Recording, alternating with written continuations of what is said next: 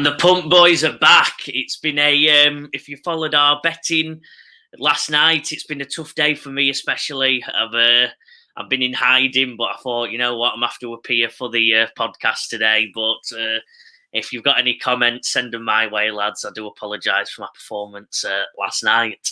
But first off, how are you both, Tag? Voice is a bit croaky this morning, but otherwise pretty good.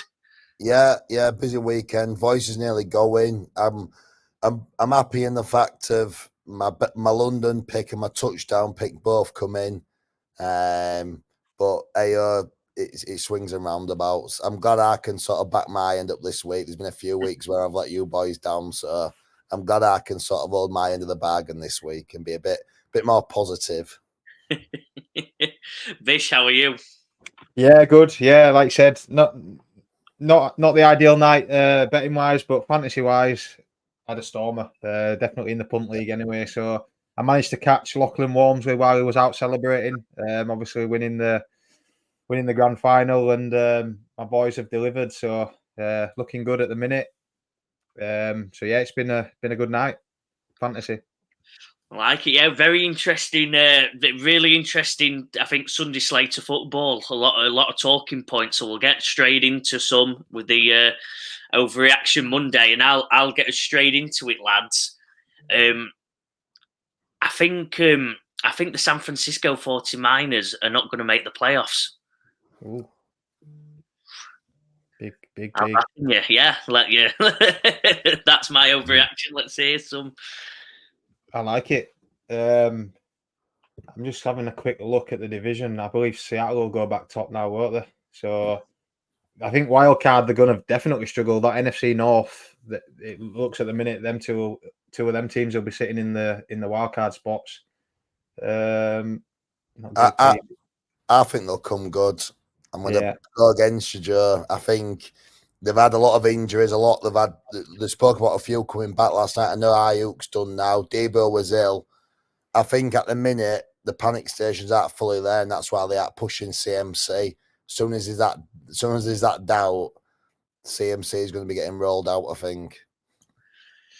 That's it. That's my comments on the presumption that I don't think he's coming back. I've got a feeling he's not coming back this year. I think with the state of how they look, I don't think that's a Super Bowl winning side. The defense has been okay, but not the normal San Francisco defense we're used to, and that offense just hasn't clicked. Purdy's been pretty good, but Ayuk's been completely up and down. Debo looks like he's losing interest every week he plays. So I'm on that. I think I've seen some reports that Debo might be on the trade block. I think he gets traded, lads, and I think they build up for next year and go again then. I just think they've obviously been in a lot of games this year, and last night against the Chiefs, I think the Chiefs spoke about it on the overreaction, but they just, who's going to stop them from doing the three-peat? And that's the difference. I think going unbeaten. Yeah, I think last night is the only night where San Fran never looked like winning the game. Every other game they're in, there'd been a chance of winning. They've let a few leads slip, don't get me wrong, but I think just Chiefs are in another league at the minute. On the Chiefs, actually, I'll just quickly dive in. What's you think? Because I made a comment a couple of weeks ago that you both probably looking now rightly disagreed with when I thought they were a bit pretenderish, didn't like the offense, didn't like what they were doing, but I think it's been the story of the defense. It's absolutely elite, and even when Mahomes isn't playing to MVP standard, well, he's not even playing to average standard at the moment. He's actually playing really bad. The rushing game and the defense is really coming on strong. So, what's your thoughts on the Chiefs, lads? I like him a lot. Like you said, there 8 interceptions from Mahomes this year already. But I like him a lot, as I said earlier in a few shows ago. And you said it there, the defense, Steve Spagnuolo, the things he's doing, they just look really good. You know, the defensive line looks really good. Chris Jones is stepping up, and the secondary, they're making plays as well. So they're going to take some stopping. I think as well, teams trying to defend him. Mahomes needed to throw the ball as much at the minute, but teams do everything they can to protect Kelsey. You see Noah Gray, he's sort of coming to his own this year, getting open a lot. They brought Nicole Hardman, who we spoke about last week, back into the side. He's making big plays again. Kareem Hunt, top jaw running back, brought him back unsigned, brought him back in to cover. Pacheco, we haven't even spoke about when he can come back and the impact he can have. I just think they're in a league of their own. I think it's going to be really, really tough to stop the Chiefs going 3 in a row. Yeah, fair statement, lads. Who's next? Anyone else got another big take? You go, Bish, if you want. I go with mine. Well, I've got a contender in the AFC. After watching last night's performance, Russell Wilson will cook the Steelers all the way to the championship game. No, he is Mike Tomlin's man. Mike Tomlin has been looking for this sort of game manager. We spoke about it, sort of Peyton Manning-esque. The defense has always been there, and now the 5-2 sitting top of the AFC North. And I think whether it's a one game wonder or not, but some of the touch on the balls to George Pickens down the sidelines, just something that Justin Fields cannot do. So if they can keep him upright, if this is not a one game wonder, Russ can keep it going. The defense will win them games, and I think Russ is just that final cutting edge. It seems weird saying that about Russell Wilson lately, but I think he's just that final bit, a bit of experience. We saw George Pickens. For me this week I've been questioning him. He's been a bit of a prima donna like Antonio Brown without doing the stuff on the field. But I think Russell Wilson can unlock that in George Pickens. I've seen a real couple of nice throws. So I'm all on the Russ bandwagon now. We know about Mike Tomlin. You know, he gets a winning record every year, and now I think he's got a guy who can sort of complement that defense. I like it with that. Obviously, we saw the Steelers ride Big Ben Roethlisberger for as long as they literally could until he was that big and that slow. It was just he had to retire. Mike Tomlin has been missing that guy. I fully agree on that. I love the fact that he said Russell's his number one. As soon as he's back, he's in. And look, he looked good last night. A lot of teams would have lost that game to the Jets last night. I find it hard to disagree at the minute, Bish. I'm just the only bit of salt I've got in the wound is I had Russ at Denver, and I know he was poorly coached the first year, but then second year with Peyton, obviously he must have seen Sean Payton knows what he's doing. He must have seen a lot of things to want to move Russ on and believe he's not that guy, and the fact that we're willing to pay him all these millions not to play for us. So I could be. At the minute, I'm on the fence. I can see your point, but I just think we'll be a better judge in a few weeks' time. But that's why we call it an overreaction. That's it. Hot off the press. I like it. Like you said, Bish, they've got a decent running game. Najee Harris has been on the up and up, and they've got competent receivers. Pickens has been moaning, saying, "I'm open, I'm this, I'm that." Everyone thought he were just doing the typical diva receiver role, and to be fair, he backed it up in his first game with a competent throwing quarterback. So, long may it thing. Like you said, Tomlin gets a bit of hate for just keeping it going and not going for these big wins. But if he does make the championship game with also winning the last couple of years, he deserves all the credit in the world, because most of them have to tank and then rebuild and put little pieces in. He's doing it while still winning, which is great for the franchise, great for the owners who will like winning football, sells tickets, and fair play to him. He's doing a fantastic job if he does do what you say, Bish. Right, Martin. I'm going to double down on last week. I mentioned last week about Jordan Love is going to be a multiple Super Bowl winner. Well, get your money on now. 14-1, Jordan Love MVP this year. I'm on. Isn't it? I'm on. From what I've seen the last few weeks, what he's doing with Green Bay, where they are as a team, that defense, the way they're playing, the way Love's throwing the ball around, I think 14-1 for Love MVP right now is just unbelievable value from what I've seen since he's come back from that injury and what he's doing. I'm riding Jordan Love all year, mate. I know it's your team, Joe, but I'm on 14-1 MVP. Let's do it. Like it, yeah. Who are you competing against at the moment? Josh Allen's the big name into with Cooper. Well, you've got Lamar at 5-1 and Patrick Mahomes, I think, is 5-2 favourite. That's crazy. That's worth a punt if they're the ones you're competing with. Lamar's won it twice. Then normally don't like to repeat unless he's been seriously good. Yeah, I'll tell you on that tag. Let's get on it. Let's. Yeah, I think that's a great price. I think Lamar, he won it last year. I was a bit dubious, but this year he's been way more better than last year. Yeah, not great grammar, but yeah, he's been a lot better than last year. Yeah. But yeah, if the Packers keep going, and they're just a sound fundamental team, aren't they? You know, they play good defense. They've got a very good, I think, one of the top. I think Detroit are the top, but they're definitely one of the better running teams in the league as well. Josh Jacobs, another big game, and like you said, they've got Jordan Love there, who's confident to sling it wherever he needs. So and a field goal who can kick game winners. So they've got it all. Like it. We'll go on to the next one, lads. It's there's quite a few to go through, but we'll just rattle through, give any thoughts where necessary. It's injury report. Bish, do you want to go? I think you've got a couple to mention, haven't you? Yeah, I'll leave one quarterback to the end, but probably the biggest one out there. Well, there's a few quarterbacks in there. Deshaun Watson, I think it was clear to see his Achilles popped. You know, it's been pretty bad for the Browns, for himself. You know, it's not been great this season. And they've started to trade pieces away. So I think they're pretty much in a rebuild now, or will be towards the back end of this season. But yeah, that's obviously a long-term one. He's gone for the year. How does it affect people? Well, being honest, you know, Winston comes in, I think they'll throw the ball a bit more downfield now. But I think the biggest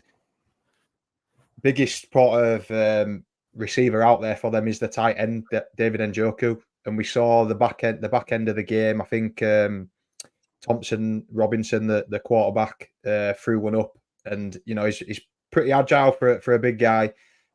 He went up and a bit like a rebounder in basketball and got that touchdown. So, am I picking up a quarterback from the Browns? Probably not, if I'm honest. If you were to get one, it would be Jameis Winston. I think he will start. But I think David Njoku now, he is the main man. If he's streamable, if he's on your waivers, I'd pick him up and play him because he's going to get peppered left, right, and centre. So yeah, I think he's the biggest beneficiary from that injury. Like it, yeah, agreed. Yeah, I think you covered everything there, Bish, very well. Tag, who have you got? I've got Ayuk at the Niners, who we spoke about. Obviously, looking like he's probably going to get a season-ending ACL injury. He's gone off. Not good. A lot of people took Ayuk quite early in some drafts this year, thinking he was obviously going to be a big year for him with the CMC out and the new deal in the off-season. But I think regarding fantasies-wise, there's going to be some value there in some of them other wide receivers now at San Fran. Obviously, Debo had the illness. He's probably going to get a bit more. We spoke about he might get traded, but I think them wide receivers now who are left behind at the Niners, you could pick one or two up and get a bit of value out of them. But yeah, not good for Ayuk. Like I said, looks ACL, don't look good at all. And it's another sort of injury to the Niners in affecting what they're doing. Yeah, I'll give a quick mention to and actually a bit different, a Jets lineman, Xavier Newman. If you watch the field, he got carted off the field, scary neck injury, but fantasy relevance. I think that makes. I own Breece Hall in one of my leagues. I think that makes him even less of even more of a worry. Makes Rodgers more of a worry. The O-line's been struggling majorly anyway, and the deeper they have to go into that depth chart on that O-line, I think the more I'm worried about the Jets. If I'm joining Overreaction Monday, I'm definitely worried about their playoff hopes and where they land now, because making a big trade in Devontae, if you're in what they called the leagues where you carry on with the same players, any Jets players, you're probably panicking more and more. Rodgers might just retire, and it might be the end of the Jets for another 10 years. I can't see him retiring. He'll be out of the limelight then. It's got to be all about him. He's going to stay. Next one, lads. We've got Panic Station, and I'll rattle off one. It's not a massive name, but it's one that I think people had hopes for. Houston Texans, Tank Dell. He's in one of my leagues. He got another dud, especially with him now being the wide receiver 2 on the team, putting up a dud. He's had a bad season anyway. Is he cuttable? Is he benchable? What's your opinion, lads? You can go Bish if you want. Good question. Cuttable's a strong one. I don't think he's cuttable. I think you're going to have to sit him on your bench. I think, like you said, this was his time to shine. Nico went down. I think he's 2 weeks into being on IR, so he's got another couple of weeks before he'll be back. But it just seems Diggs has taken a step, and now I saw this week Dalton Schultz is getting peppered as well. So, it's not quite happened for Tank Dell. Maybe it was matchup wise. The Green Bay, as we spoke about them earlier, they're a very good defense. You've got to try and hope he gets some action next week. But yeah, for me, it's struggle street there. I think you've got to bench him and I hope he gets one good game and get some continuity behind him. But Mixon looks very good as well running the ball. So too many mouths to feed, unfortunately. That's it. Mixon's a very good running back. They didn't really have that last year. Singletary wasn't that guy. He's good, but nowhere near Mixon's level. And obviously last year he got a bit Stroud had to throw it more, whereas this year they can run it more and they're getting success off it. So, and when Nico is back, he's going to be wide receiver 3 again. So for me, if my advice would be bang him in your bench and pray for a big week this week coming or the week after before Nico's back, and trade while you've got a bit of value there. That'd be my advice. Thank you, lads. Who have you got? Well, with me, I've got one for you boys. Obviously, in the punt during the week, I traded and went and got Tyreek Hill. He got 1 carry for 5 yards, 1.8 points. I didn't expect big things from him. I put him in just for the sake. I'm relying on Tua coming back. Is it panic stage with Tyreek? Have I been stupid getting him while his draft capital's very low, thinking he's going to bounce back and come back big? I know what I think, and that's why I went and got him. But what do you boys think? Bish, I'll let you. I'm with you, Tag. I've in our league, I've been peppering Sam for a while, and to get Tyreek off him, but his value of him has been far too high for my liking. But no, to be fair, I missed it in the injury. The big one I wanted to touch on was Tua. Obviously, the big talk is that he's back in training this week, expected to play week 8. We know this offense is all based around Tua in terms of his quick release. So if Tua's back in the lineup this week, I think everyone on that offense gets a boost, and hopefully you can profit from it. I know you need the wins big time, but if we see Tyreek back at the levels he was before Tua left the lineup, I think you're onto a winner there. Same with everyone, Devon A-Chain as well. I think he flies up.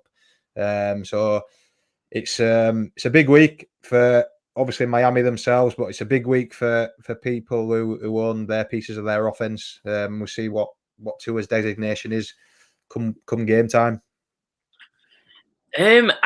I'll be the controversial one. I'll say I'm definitely still worried. You're definitely going to get more value with Tua there. There's no doubt about it. But he has put up absolute duds. It's not like he's been serviceable. He had an okay week last week, but he's been a pretty much a dud since Tua's been gone. And even with Tua at the start of the season, he did all right, but he's not that wide receiver 1 that you drafted. So if we're talking about where obviously it's different when you trade for him because his values change. But if you're talking about people who drafted him, he's in that first round.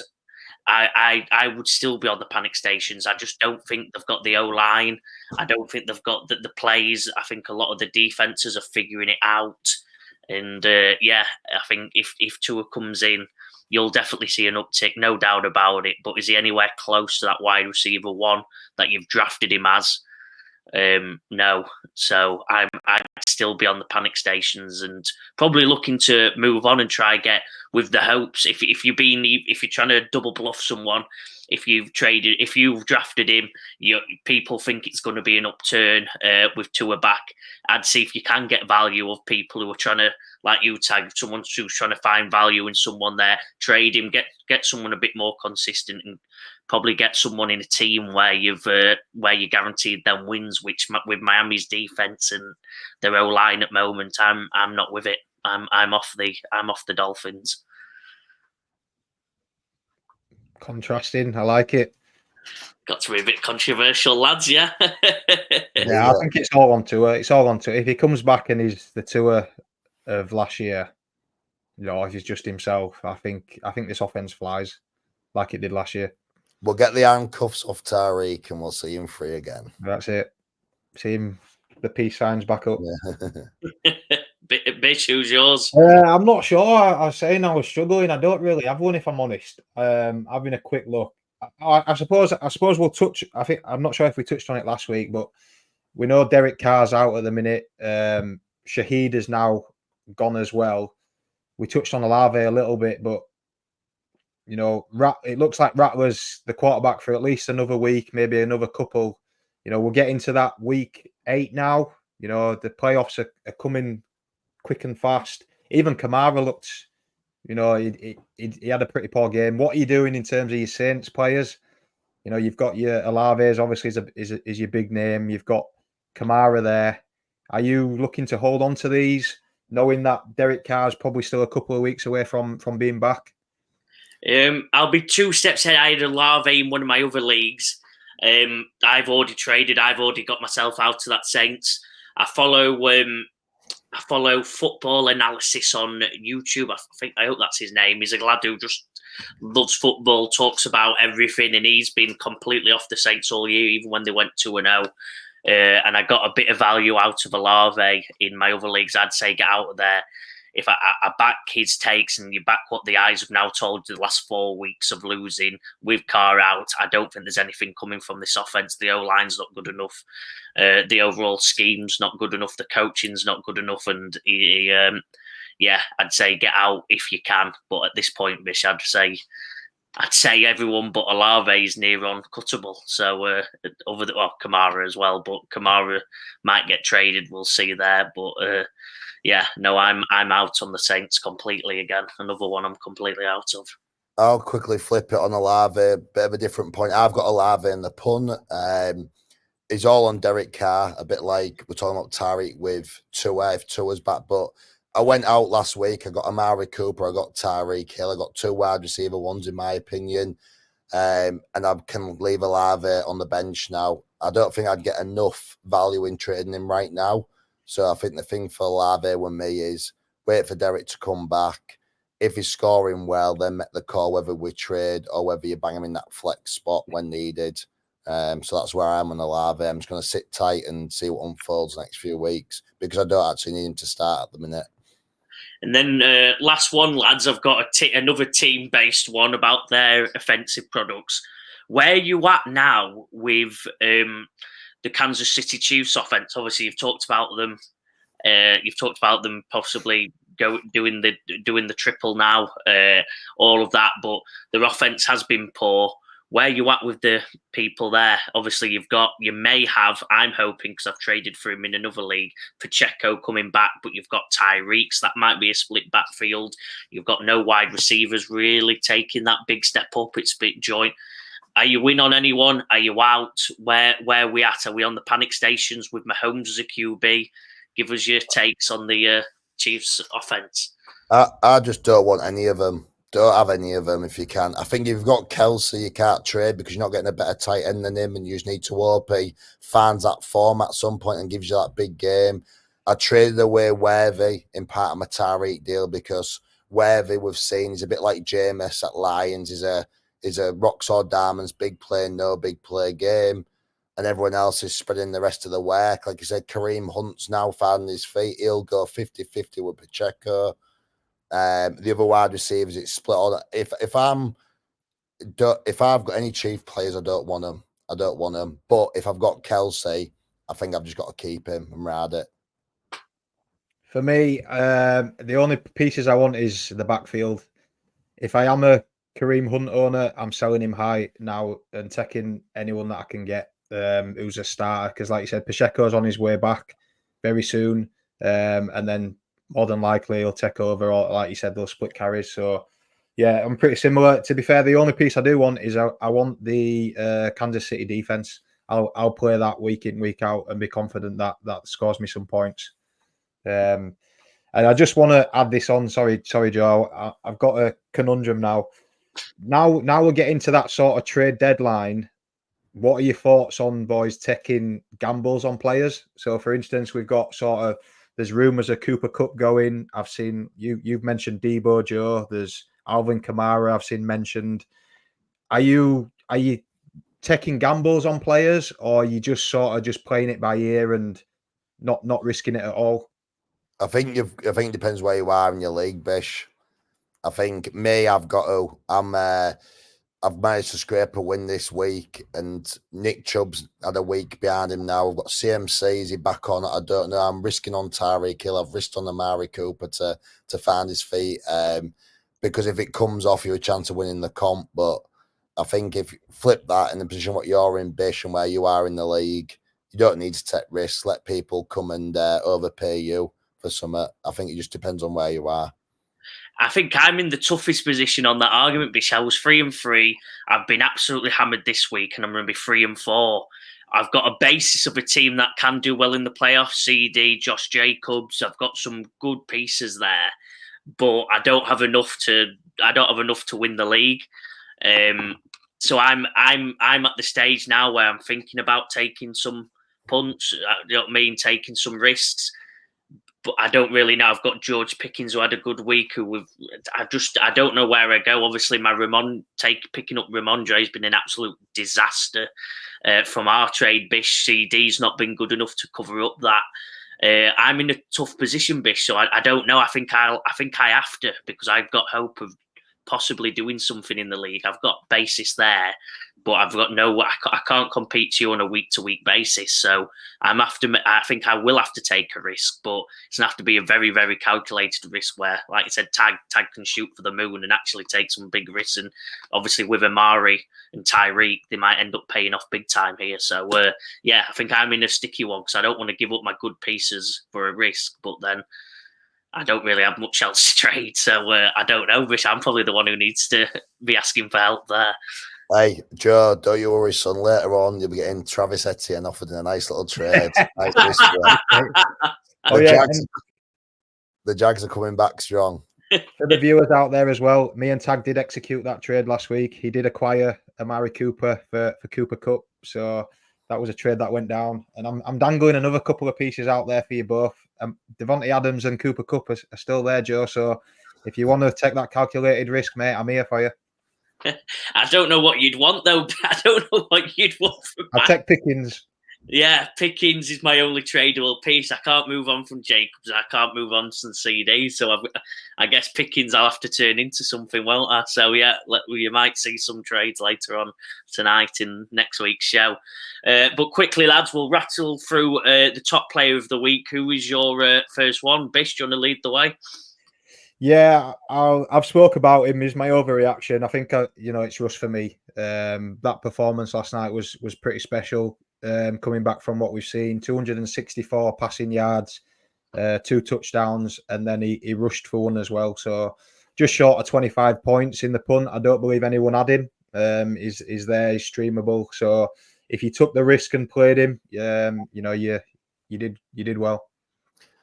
I'll quickly go through, man. 2 running backs, bit of running back love for me. First one is the Tank. The Tank Bigsby, 2 touchdowns, 23.8 points. Just before kickoff, I'm going to big myself up here. I looked into it. I thought, I'm going to start him. I put him into the flex position, dropped Mooney, who I thought could have had a big game for the Falcons against that Seahawks secondary. And doing that change means I win my tie by 3 or 4 points. If I didn't make that change last minute, I lost that game, and I would be 1-6 instead. I'm 2-5 now, with a chance of coming back at it. And another running back, love, just quickly, Jahmyr Gibbs, 30 points, rock solid all year. Bit of a question mark with an hamstring injury going into the draft. He dropped a bit more than what some people might have thought, but he's been so good all year. So 2 big running back performances there for me. I like it, and I'll give a rookie a love. I'm going to go actually Drake May. Got 20 points, and I know that's not screaming. You're not screaming out for that when you're in the when obviously quarterbacks do score normally a bit higher if they're having a good week. But Bish, you streamed him, and he's paid off big time. I think you would have easily won anyway, to be fair, because you've only had 66 points scored against you, but for people who have been brave enough to pick up Drake May on an offense that has been terrible this year, you've ended up paying off. And to be fair, he looks like he is that quarterback of the future. It looks like they've got a player there that they can ride with and that they can build on. And 2 touchdowns, 276 yards with not many competent wide receivers either. You're talking Butte, you're talking these names that no one's really heard or respected in the past. So Jermichael Hasty, after all these years, having big games on the receiving end as well. So, I think Drake May just give a bit of rookie quarterback love to. I mentioned Barkley as well briefly. I thought someone would have done, but he tore Giants to pieces. We can't believe no one put a bet on him, knowing that that's the thing. I think as I was watching it, I was like, how have I not put a bet on him and made that? Just rode Barkley till the end of the thing. So, big regret, but played awesome. Bish, I'll let you start off again. It is the waiver wire pickups. Who would be your waiver wire pickup for this week going forward? Tag touched on it, and it's the 49ers, the wide receivers there. I did it. I'm looking at Joanne Jennings. There's potentially Ricky Pearsall as well, who came back, who's got good potential. But for me, it's Joanne Jennings stepping in there to fill Ayuk's shoes. I streamed him earlier on in the punt. He got me 41 points. He's now back on waivers, so I think I'm going to have to pay quite a bit to try and get him again. But it's a void that needs filling, that Ayuk role, and I think Jennings has done it in the past. He's a very good blocking wide receiver as well, so he will be on the field quite often. I think if he's there, go get him. Tag, who would be your streamable for this week? For me, Bish mentioned it a bit, but I'm going to go big on Jameis Winston. Famous Jameis. He throws the ball big, and there isn't loads of downside on the interceptions and stuff. You aren't penalised that much as a QB, but he's going to throw, for me, 2, 3, 4 touchdown passes nearly every week the way he plays. That risk-reward play. I think if you need a QB and you've been sat under Sean Watson, happily swapping for James, I think you're going to get better output than what he did. If you was relying on Justin Fields and now he's not playing, I think famous Jameis is a bit of a rock solid diamonds, but if you need a QB who's going to score your points, he's the guy. Like it. And I'll nick yours again, Bish. I'm going to go Russell Wilson. Like I said, he's streamable. The next week he's got New York Giants. He then does have a bye, but then you're talking Washington, who had a good defensive week out of nowhere, but been pretty bad this year on the defensive side of the ball.